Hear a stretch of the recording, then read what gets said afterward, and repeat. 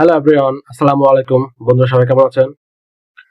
বন্ধুরা আজকের টপিক হচ্ছে একটা মিটিংটা হচ্ছে আইসিসি, পিসিবি ও বিসিবি কে নিয়ে।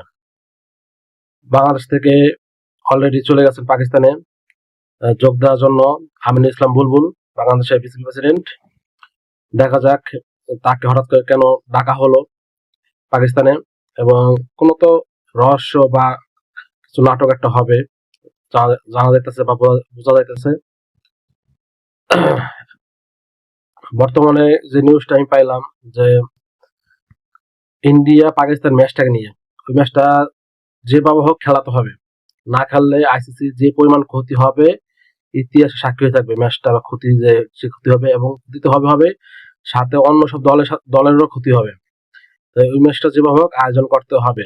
এখন আইসিসি যেভাবে হোক পাকিস্তানে পা ধরতেছে, মানে যেমন হোক এবার পাকিস্তানকে বুঝাইতেছে, যেমন বাংলাদেশকে বুঝাও। আর বাংলাদেশকে বোঝানোর জন্য বাংলাদেশের প্রেসিডেন্টকে বুলবুলকে ডাকা হয়েছে।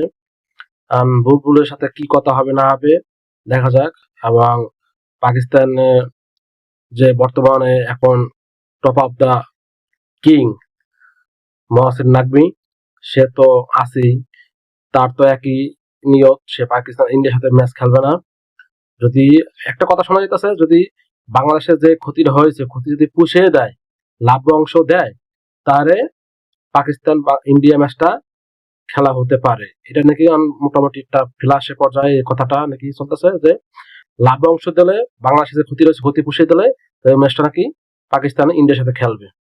ওকে বন্ধুরা, সবাই ভালো থাকবেন। আমার চ্যানেলটা প্লিজ প্লিজ সাবস্ক্রাইব করেন প্লিজ।